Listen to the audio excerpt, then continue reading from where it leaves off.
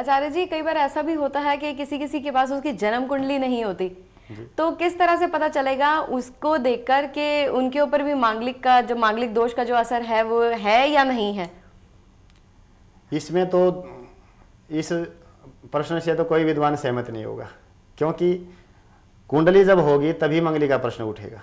अगर कुंडली किसी की है ही नहीं, और पहले समय में कुंडलियां नहीं मिलाते थे। वैसे एक दृष्टि में ये विद्वान यहाँ तक कहते हैं कि भाई 80% जो विद्वानों ने मंगल के नियम निर्धारण किए हैं उनमें 80% तक लोग मंगली मिल जाएंगे। कैसे? सबसे पहले तो जन्म लगन से मंगली मानते हैं, दूसरी स्थिति है चंद्र लगन से, तीसरी स्थिति है शुक्र से। भाई जन्म लगन से जो मंगली मानते हैं, जन्म लगन की कुंडली का विशेष प्रभाव है।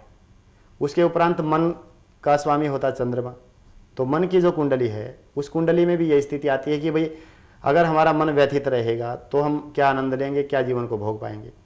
तो वहाँ पर मन के ऊपर इसका मंगल का इफेक्ट आता है। तीसरा इफेक्ट शुक्र के ऊपर आता है। शुक्र की कुंडली में भी मंगल से संबंधित प्रभाव है, तो उसमें भी शुक्र हमारा दाम्पत्य कारक है। हम पहले भी बोल चुके हैं, दाम्पत्य ठाठ बाट सुख शांति वो शुक्र के अधीनस्थ है।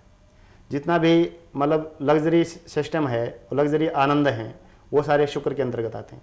तो शुक्र की कुंडली से भी हम दाम्पत्य के बारे में देखते हैं, भाई मंगली का असर तो ही।